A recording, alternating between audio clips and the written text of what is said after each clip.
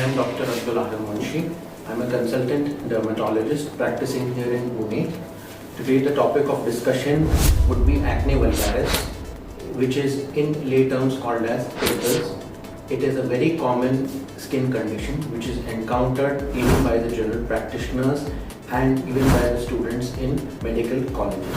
Now, acne vulgaris comes from a Greek word divided into parts as acne and vulgaris. Acne means point and vulgaris means common. So the literal meaning of acne vulgaris is a common point. Now here, basically in acne vulgaris, what we see are the papular eruptions, which are nothing but bumps in easy terms, which occur on the surface of the skin, particularly involving the face, the upper chest, the upper back and the shoulders, commonly seen in patients who transform from adolescence to puberty, particularly in male boys ranging between the ages of 15 to 17 years and in girls ranging between 13 to 15 years. The most common cause, if we read the theory and the clinical research, it is said that it occurs because of the androgens or the hormones which are present in the body. So during the transformation of adolescence to puberty, there are certain hormonal changes which occur in the human body, and these hormones define the secondary sexual characters. Along with that, they also affect the glands, in particular the sebaceous glands, which are present under the skin and which secrete the sebum, which is an oily substance.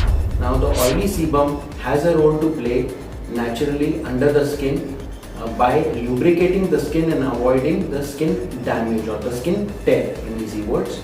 So this oil has to be secreted by the gland for the skin to function properly.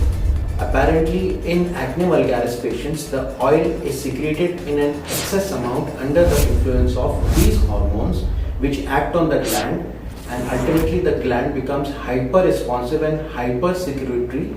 So it secretes excess amount of oil which passes via the duct to the surface of the skin, and then it starts spreading in all directions. And finally what we see is acne vulgaris. Now in these patients, acne vulgaris particularly involves the pilosebaceous unit. I have already told about the areas of involvement of acne vulgaris. Now majority of the patients encountered are young boys or girls.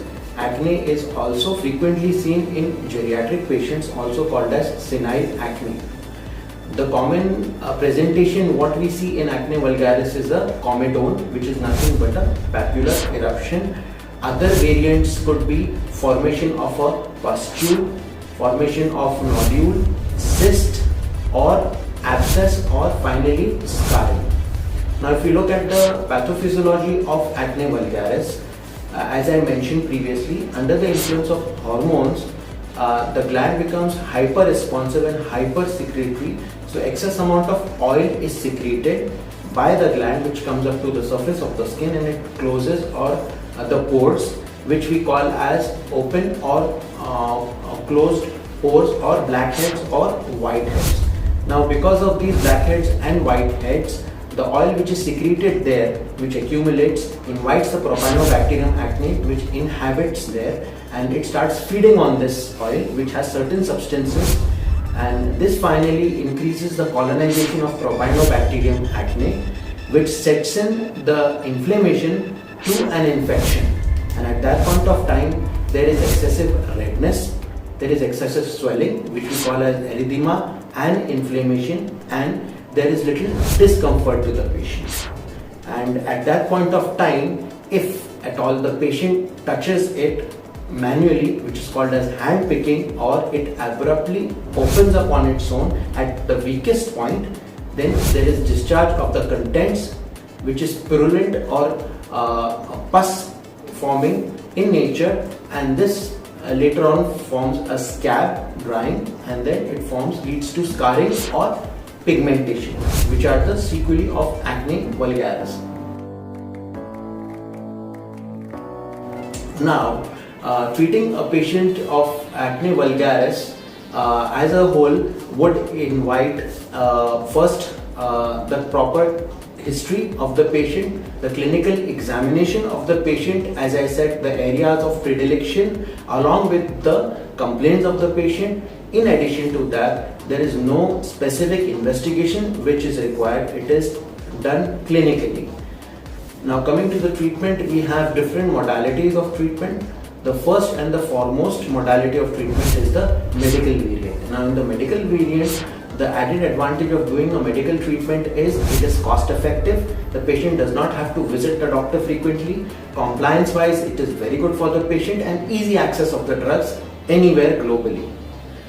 Second modality of treatment, what we have is the invasive procedures like the surgical or the laser procedures, which we can do, which add on to the results of the patients, particularly in patients who have the scarring and the PIH, that is the post-inflammatory hyperpigmentation or the pigmentary part.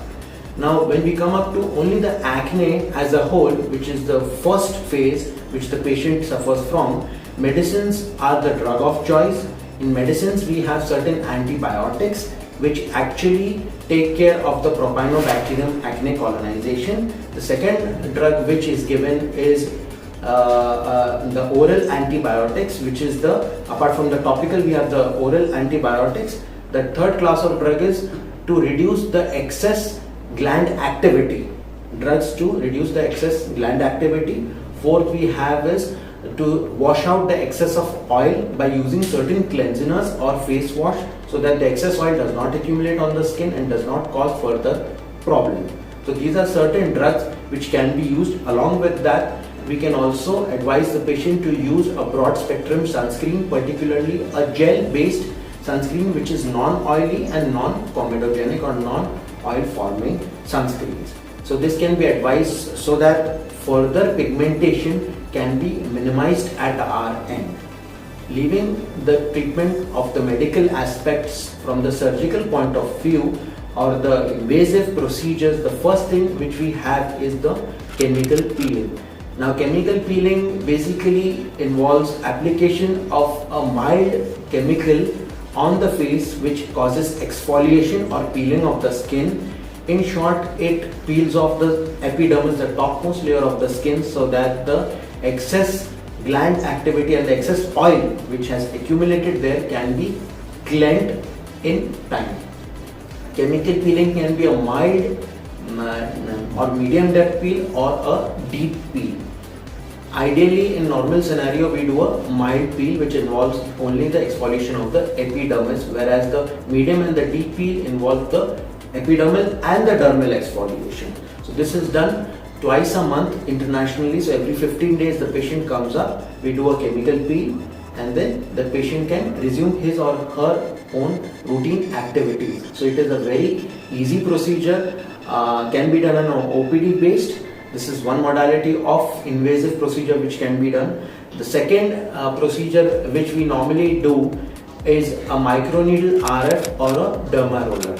Now microneedle RF is a technique whereby we use a microneedle which has multiple needles puncturing the surface of the skin, and then it causes collagen remodeling because of the collagen injury, and this causes the tightness of the skin, a little bit of skin lift, and it also takes care of the underlying post-acne scarring which has occurred. Now derma roller is another technique which is also called as the collagen induction therapy. So we are inducing new collagen to form which has more tensility and strength to pull the skin on both sides, and this also helps for the acne scarring. It also helps for other types of scars which are seen on the face. The third modality of treatment is the dermal fillers. Now dermal filler in an easy terminology to explain would be something like a pit on the hole or a manhole which is covered by the government to make the road leveled up. So it is something like that. So we use dermal fillers to level up the scars so that they can become even, to raise them. So this is the third modality of treatment which can be tried.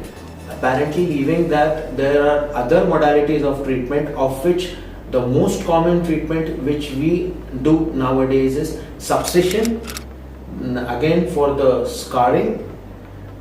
Fifth is the high intensity focused ultrasound, and the last but not the least is the laser modality of treatment. So in lasers we have two different type of lasers.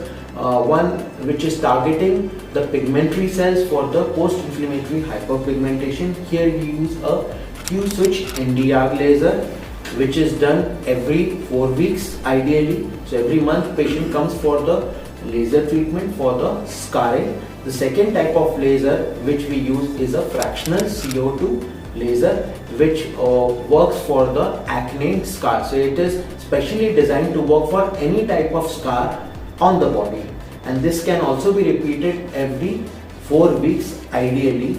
And patient, depending on the case to case, patient may require up to 8 to 10 months or maybe even up to 1 year for the treatment. So every month the patient comes up for follow-up. After examining by the dermatologist, he is advised to go for the treatment, and the treatment of both the procedures take approximately 1 to 1.5 hours, which includes the initial part of the local anesthetic cream which we give the patient to apply, which is approximately 25 to 30 minutes, and then the procedure takes approximately 45 minutes to an hour depending on the case. So this is all about acne vulgaris. I thank you all for listening to this topic, and we will come back with other lectures next time. Thanks a lot.